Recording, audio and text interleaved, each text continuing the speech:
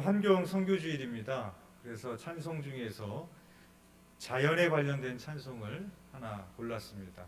찬송에서도 자연에 관련된 찬송들이 많이 있는데 아마 그 중에도 가장 대표적인 찬송이 주 하나님 지으신 모든 세계라는 찬송이 아닐까 싶습니다.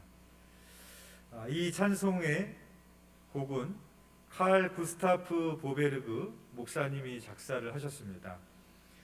스웨덴 출신이고요. 배를 만드는 목수의 아들로 태어났습니다. 그래서 아버지의 소개로 여러 해 동안 선원으로 일을 하다가 19살이 되던 해에 주님을 영접하고 회심을 합니다. 그래서 크리스터남 성경학교에서 공부를 했고 진리의 증언이라는 주간 잡지 편집자로 있으면서 평신도 목회자로서의 사역을 했습니다. 정치인이기도 했던 보베르그는 15년 동안 스웨덴 국회 상원의원을 지내면서 그리스도교를 국교로 만드는 데도 큰 공을 세웠습니다. 이 찬송을 만들게 된 그 배경은 이분이 26살이 되던 해에 어느 날 스웨덴 남동부 지역의 해안 마을을 방문했을 때였습니다. 갑작스런 천둥 소리와 함께 소나기가 쏟아져 내렸습니다. 그러나 소나기가 그친 후에 뒤이어 활짝 갠 찬란한 하늘, 그리고 들려오는 새들의 지저김, 비가 갠 후의 풍경은 이루 말할 수 없이 아름다웠습니다. 숲속의 새들의 지저귀는 소리가 천상의 피리 소리처럼 메아리쳐 울리고 발 앞에 놓인 옥색 강물은 바람 따라 퍼지며 하나님을 찬양하는 듯 했습니다. 마치 온 우주 만물이 하나님을 찬양하는 듯한 그런 광경을 바라보면서 그 광경에 압도되어서 지은 찬송이 바로 주 하나님 지으신 모든 세계라는 그런 찬송입니다. 저도 어제 이 말씀을 준비하고 있었는데 갑자기 비가 오더라고요. 비가 오다 못해 우박도 떨어지더라고요. 그리고 나서 밤에 산책을 갔는데 비가 온 이후에 그렇게 하루 종일 더웠는데 바람도 불고 선선해진 그 밤거리를 산책하면서 야, 비가 정말 소중한 거구나 라는 거를 그렇게 새삼 깨달으면서 이렇게 산책을 하게 됐습니다. 우리는 비가 오면 그냥 오는가 보다 하고 그렇게 생각하지만 그 비가 오는 것 하나, 이 자연의 모든 섭리 하나하나가 정말로 우리들에게 있어서 얼마나 소중한 것인지를 우리가 깨닫지 않습니까? 그 농부의 마음이 비가 오지 않았을 때 얼마나 가슴이 타는 것처럼 우리가 이 무더운 여름을 지내고 있는데 비가 오지 않는다고 생각해 보십시오. 얼마나 고통스럽겠습니까? 때를 따라 비를 내리셔서 온도도 낮춰주시고 또 선선한 바람도 불게 하시는 그 하나님의 오묘한 섭리를 우리가 자연 속에서 보게 되어지는 것이죠. 이 찬송은 독일어와 러시아어로도 번역이 되었는데 러시아에서 활동했던 영국 선교사 스튜어트 하임 목사님께서 러시아어로 번역된 이 시를 보고 1절에서 3절을 영어로 번역을 했고 4절은 본인이 직접 써서 추가해서 오늘의 찬송에 이르게 됐다고 합니다. 그래서 이 찬송의 가사를 보면 1절과 2절은 창조주가 되신 하나님을 찬송하고 있습니다. 그리고 3절과 4절은 구원자가 되신 하나님을 찬송하고 있습니다. 그러니까 이 찬송의 가사를 보면 하나님을 믿는 사람들이 무엇을 찬송해야 되는지를 잘 보여주고 있죠. 하나님을 믿는 백성이라면 의당 하나님의 창조하신 세계를 보며 하나님을 찬양할 수 있어야 됩니다.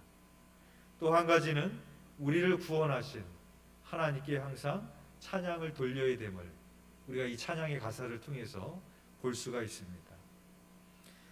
구약의 욥기서를 보면 동방의 의인이었던 욥이 사탄의 시험을 받게 됩니다. 차마 말로 표현할 수 없는, 인간이 견뎌낼 수 없는 그런 고통 가운데 욥이 놓이게 되는데, 근데 욥이 나중에 회개를 하고 하나님 앞에 나아가 모든 것이 회복되게 되는데, 그 나가게 되는 중요한 계기 중에 한 가지는 이 우주 만물을 창조하신 분이 바로 하나님이시구나, 이 모든 만물을 지으신 하나님께 모든 주권이 있구나라는 것을 욥이 고백하면서 회개가 나오고 회복이 이루어지는 것을 보게 됩니다. 그래서 구약의 욥기서를 읽어보시면 수많은 구절을 할애해서 이 세상을 만드신 하나님의 창조의 섭리에 대해서 욥기가 기록을 하고 있습니다. 그래서 욥기가 회개하고 있는 장면에도 보면 폭풍 가운데 하나님께서 말씀하시죠. 내가 땅에 기초를 놓을 때가 너가 어디 있었느냐? 바다가 그 모태에서 터져 나올 때 문으로 그것을 가둔 자가 누구냐? 내가 바다의 샘에 들어갔었느냐? 깊은 물 밑으로 걸어 다녀 보았느냐? 땅의 너비를 내가 측량할 수 있느냐? 누가 홍수를 위하여 물길을 터주었으며 우레와 번갯길을 내어 주었느냐? 비에게 아비가 있느냐? 이슬방울은 누가 낳았느냐? 내가 묘송을 메어 묶을 수 있으며 삼성의 띠를 풀 수 있겠느냐? 그렇게 하나님께서 그 자연의 섭리에 대해서 창조주가 되신 하나님이 말씀하시는 것을 볼 수 있습니다. 그리고 욥기 26장 7절에서 8절에도 보면 세 번역으로 보면 이렇게 말씀을 합니다. 하나님이 북쪽 하늘을 허공에 펼쳐 놓으시고 이 땅덩이를 빈 곳에 매달아 놓으셨다. 구름 속에 물을 채우시고 물이 구름 밑으로 터져 나오지 못하게 막고 계시는 분이 바로 하나님이시다 라고 욥이 이렇게 찬송을 합니다. 그냥 읽으면은 뭐 아무렇지도 않게 느껴지실 수도 있겠지만 욥이 뭐라고 말했는가 하면 하나님이 북쪽 하늘을 허공에다 펼쳐 놓으시고 이 땅덩어리를 빈 곳에 매달아 놓으셨다라는 말을 합니다. 이것을 알고 보면은 대단히 놀라운 표현입니다. 왜냐하면 우리는 지금 우주가 공간에 떠 있는 사실을 다 알죠. 그런데 몇백 년 전만 하더라도 사람들은 지구는 힘센 거인이 떠받치고 있다라고 생각을 했습니다. 그런데 무려 4,000년 전에 쓰여졌던 욥기서가 지구가 우주 공간에 둥둥 떠 있다라는 사실을 묘사하고 있다라는 것은 대단한 놀라운 사실이라는 것입니다. 그래서 스탠리 리아체 같은 분은 욥의 이러한 묘사를 가리켜 현대 천문학의 경이로운 전제다라고까지 그렇게 이야기를 했습니다. 욥기 28장 25절에서 26절에도 보면 바람의 무게를 정하시며 물의 분량을 정하시며 비 내리는 법칙을 정하시고 비 구름의 길과 우레의 법칙을 만드셨습니다 라고 욥이 이렇게 말을 합니다. 공기는 무게가 있을까? 물은 일정한 분량을 가지고 있나? 번개는 어떻게 만들어질까? 이러한 질문에 대한 답은 불과 300년 전만 해도 내노라 하는 과학자도 알지 못했습니다. 그러나 이제는 공기가 무게를 가지고 있다는 것을 우리가 다 알고 이 공기의 무게를 표시할 때 기압이라는 단어를 사용합니다. 뿐만 아니라 구름이 만들어지는 것, 번개가 만들어지는 것, 우리는 지금은 다 알고 있죠. 그런데 4,000년 전에 쓰여진 이 욥기서가 어떻게 이 천체의 그 비밀에 대해서 정확하게 묘사하고 있다는 사실이 대단히 놀라운 사실이라는 것입니다. 이것이 어떻게 가능할 수 있었겠습니까? 그것은 바로 성경은 모든 만물을 만드신 그 하나님의 영의 감동으로 쓰여진 책이기 때문에 가능한 겁니다. 그래서 욥은 이 사실을 이미 4,000년 전에 그 성령의 감동을 받아 기록을 했기 때문에 이것이 가능했던 것입니다. 그러나 오만한 인간들은 자연을 바라보며 하나님을 보지 못하고 하나님의 영광을 찬양하지 않고 자연을 파괴하고 말았습니다. 그래서 인류가 다시 소생할 수 있는 길은 무엇인가? 천지를 만드신 그 하나님을 찾는 겁니다. 그리고 그 하나님을 두려워하며 그분을 경외하는 것입니다. 우리가 하나님을 진정으로 경외한다면 하나님이 만드신 자연을 우리가 어떻게 함부로 훼손할 수가 있겠습니까? 즉 자연의 회복은 그 자연을 만드신 하나님을 찾는 그 신앙으로부터 시작되어질 수 있는 것이죠.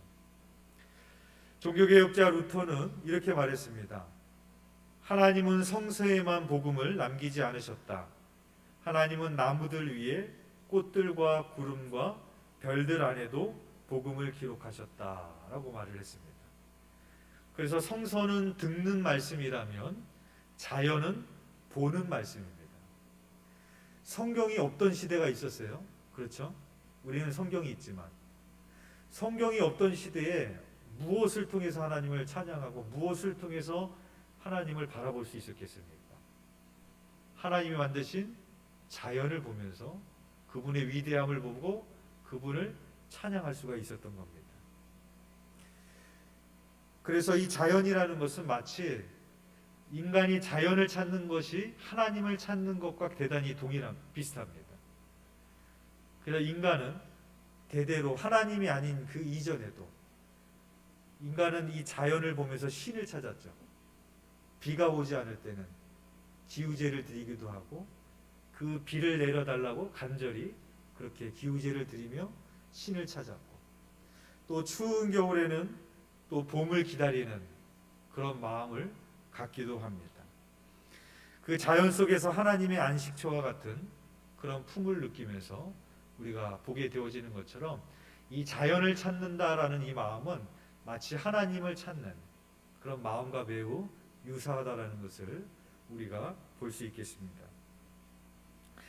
그래서 시편의 상당 부분이 하나님이 만드신 자연을 바라보면서 찬양하는 시편들이 많이 있습니다. 그 중에 대표적인 것이 오늘 본문에 나오는 시편 8편, 다윗이 쓴 그런 시편입니다. 1절과 맨 마지막 절인 9절 말씀에 보면 동일한 말로 시작하고 끝나고 있습니다. 여호와 우리 주여, 주의 이름이 온 땅에 어찌 그리 아름다운지요. 여기서 주의 이름이 온 땅에 어찌 그리 아름다운지요 라고 표현하고 있는 것은 우리가 어떤 작품을 만들면 그 작품을 만든 사람의 이름이 찍히게 되죠. 그러니까 다윗이 이 아름다운 자연을 바라보면서 이 세상에 있는 모든 것들이 하나님이 만드셨구나, 하나님의 작품이구나, 하나님의 작품이 아닌 것이 없구나 라는 것을 다윗이 깨닫고 그렇게 찬양으로 고백을 하고 있는 것입니다. 3절 말씀에 보면 주의 손가락으로 만드신 주의 하늘과 주께서 베풀어 두신 달과 별들을 내가 보오니 라고 말합니다. 지금 다윗은 무엇을 보고 있느냐? 하나님이 만드신 그 하늘의 달과 별들을 내가 보오니 라고 말하고 있습니다. 여러분, 지구에 위성이 있어요. 달입니다.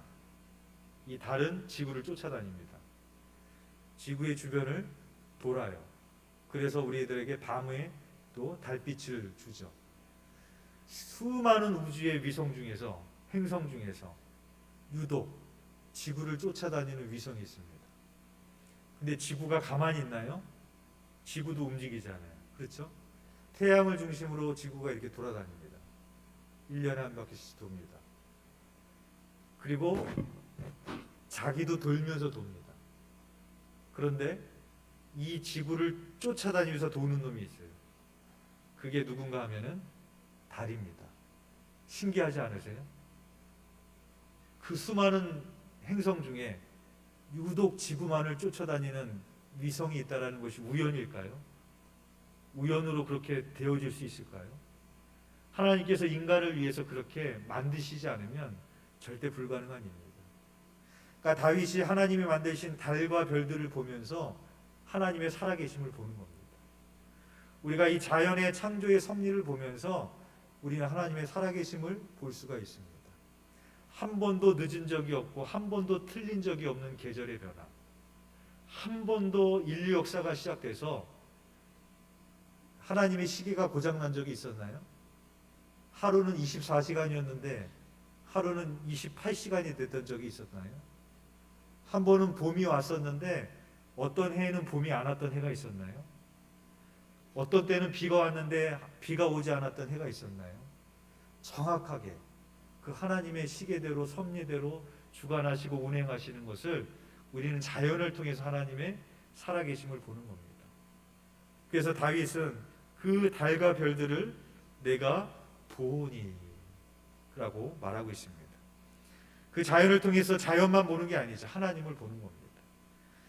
그리고 4절에 보면 사람이 무엇이기에 주께서 그를 생각하시며 인자가 무엇이기에 주께서 그를 돌보시나이까 라고 다윗이 고백을 하고 있습니다. 제가 이번에 지방교육자 수양회로 제주도에 갔는데 500년 된 소나무가 있더라고요. 이 소나무가 얼마나 큰가 하면은 사람이 이렇게 하면은 3명이 이렇게 해야지 이렇게 원을 그릴 수 있을 정도로 그렇게 큽니다. 우리가 지금 아무리 길게 살아도 100년을 못 살잖아요. 500년을 삽니다. 소나무는. 그 크기는 우리 인간하고 비교할 수 없을 정도의 크기입니다. 사람이 하나님 만드신 다른 피조물과 비교해 봤을 때 뭐 크기가 엄청납니까? 우리가 500년을 삽니까? 1000년을 삽니까? 그렇다고 우리가 뭐 대단한 존재입니까? 우리가 잘 알다시피 우리 하나님 앞에 늘 죄를 짓고 살잖아요. 이런 은혜를 받을 자격이 안 되는데, 이런 복을 누릴 자격이 되지 않는데 다윗이 느껴지는 거예요. 하나님, 내가 무엇이간데, 사람이 도대체 무엇이간데 이렇게 우리를 돌보십니까? 때를 따라 비를 내시고 때를 따라 해를 내시고 구름을 내시고 계절을 바꾸시고 열매를 내서 먹이시고 우리의 삶의 모든 순간에도 베푸시고 인도하시는 그 하나님의 섭리를 다윗이 자연을 통해서 또 한번 깨닫고 보면서 감사하게 되어지는 것입니다. 창세기 15장에 보면은 아브라함이 아들을 갖지 못하자 상속자 다메섹 사람 엘리에셀을 자기의 상속자로 삼으려고 하는 장면이 나옵니다. 근데 하나님께서 장막 안에 있던 아브라함을 장막 바깥으로 불러내시죠. 그러면서 하늘에 있는 별들을 보게 하십니다. 그래서 뭐라고 말씀하시는가 하면 창세기 15장 5절에 보면 그를 이끌고 밖으로 나가 이르시되 하늘을 우러러 무별을 셀 수 있나 보라. 또 그에게 이르시되 내 자손이 이와 같으리라 라고 말씀하십니다. 하나님이 그냥 자녀를 많이 줄게 이렇게 말씀하실 수도 있었는데 그렇게 하시는 것이 아니라 장막 안에 있는 아브라함을 바깥으로 불러내서 밤에 있는 별들을 봐라. 저 수많은 별들을 봐라. 내가 내 자손을 이와 같이 하겠다 라고 말씀하시는 겁니다. 여러분, 하늘에 있는 별이 얼마나 많아요? 별들을 우리가 셀 수 있나요? 셀 수 없어요. 그렇게 수많은 별들을 만드신 하나님이시라면 아브라함에게 아들 하나 주시지 못하겠습니까? 하나님은 그 별들을 보게 하시면서 아브라함에게 그렇게 말씀을 하시는 겁니다. 사람들이 좋아하는 별자리 중에 하나가 북두칠성입니다. 그 북두칠성은 국자 모양을 하고 있기 때문에 우리가 쉽게 찾을 수가 있습니다. 그래서 한 번쯤 여러분들도 밤하늘에 북두칠성을 보면서 국자 모양을 한 번쯤 그려보셨을 거예요. 그 국자 모양을 그려보면 우리의 눈으로 봤을 때는 별들과 별들의 간격이 얼마 안 되는 것처럼 보이죠. 그렇죠? 그런데 실제로 그 별들과 별들의 간격은 상상을 초월합니다. 어떤 별은 101광년, 또 다른 별은 81광년, 다른 별은 79광년이나 떨어져 있습니다. 우리는 기도할 때 가능하면 하나님이 빨리 응답해 주시기를 원합니다. 그러나 나의 기대와 하나님의 응답 사이에는 우리의 생각보다도 그 거리가 넓다라는 것을 보게 되어집니다. 아브라함이 밤하늘의 별을 보며 아들을 주신다는 응답을 받았을 때 그 응답은 25년이나 걸려 100세가 되어서 응답을 받게 됩니다. 요셉도 17세 때 꿨던 꿈이 30세가 돼서 이루어졌고, 갈렙도 40세에 받았던 하나님의 약속이 85세가 돼서야 그 땅을 취할 수 있게 되는 것을 보게 되어집니다. 따라서 밤하늘의 어두운 밤하늘을 아브라함에게 보게 하셨던 그 하나님, 우리도 그 밤하늘의 별들을 보면서 우리는 또한 무엇을 볼 수 있는가 하면은 우리는 하나님의 약속을 기다릴 수 있어야 됩니다. 우리가 기대하는 그 기간과 하나님의 응답의 거리에는 차이가 있다라는 것을 밤하늘의 별을 보면서 우리가 또한 깨달을 수 있습니다. 그러나 별을 주목하던 동박 박사들이 그들이 아기 예수를 만났던 것처럼 우리가 인내하고 기도하면 하나님께서 반드시 응답하시는 그 주님을 우리는 또한 만나게 될 것입니다. 테너 배재철 씨가 있습니다. 이분이 실제로 있었던 일인데 영화 테너로도 만들어졌죠. 유지태 씨가 주연한 영화 테너라는 그 영화의 실제 주인공이 배재철 집사님입니다. 이분이 서울의 한양대학교를 졸업하고 유럽 각지의 성악 콩쿠르에서 우승을 계속해서 했습니다. 그 유럽의 각지의 주요 극장에서 주연을 맡으면서 큰 성공과 호평을 거두면서 아시아 오페라 사상 최고의 테너라는 그런 명성을 얻게 됩니다. 그러던 가을에 갑상선 암을 판정을 받고 성대 및 횡격막의 신경을 절단되고 목소리를 잃게 됩니다. 성악가가 목소리를 잃게 됐다는 것은 사형 선고나 같은 거죠. 원래 성대라는 것이 이렇게 사람 인처럼 이렇게 두 개가 붙어서 이렇게 떨어졌다 붙었다 하면서 이게 소리가 나는데 이 한쪽 성대가 망가진 거예요. 움직이지가 않는 거예요. 그래서 한쪽만 이렇게 움직이게 돼서 소리를 낼 수 없는 그런 상황이 됐습니다. 그러던 중에 일본의 이시키 노프이코라는 그 성대에 대한 수술에 대한 세계적인 권위자가 있다라는 소식을 듣고 일본에 가서 수술을 받았습니다. 그래서 이 성대 수술을 받은 이후에 수술이 끝나고 나서 이 의사가 이 테너 배재철 씨한테 노래를 한번 짧게 불러봐라 그럽니다. 그때 이 배재철 씨가 그때 뭘 불렀는가 하면 주 하나님 지으신 모든 세계 그 찬송을 그 수술대에 누워서 이렇게 부릅니다. 그리고 수술이 끝난 이후에 2년이 지났을 때 당시 온누리교회 일본 전도 집회 러브 소나타에 초청이 됐습니다. 이제 공식적인 수술한 후에 공식적인 첫 무대니까 얼마나 떨리겠어요. 이 목소리가 제대로 나올까. 또 사람들은 수많은 5천 명이 넘는 사람들이 앞에 앉아 있는데 내 목소리를 듣고 실망하면 어떡하지? 이런 두려움이 갑자기 들더랍니다. 그러는 가운데서 기도를 하는데 그런 기도가 또 나오더랍니다. 하나님만 들으세요 라는 그런 기도가 나오더래요. 그러니까 내 목소리를 듣고 사람들이 실망해도 하나님은 내 마음을 아시겠지. 하나님만 들으시면 되지 라는 마음으로 그렇게 찬송을 하게 되었다라고 합니다.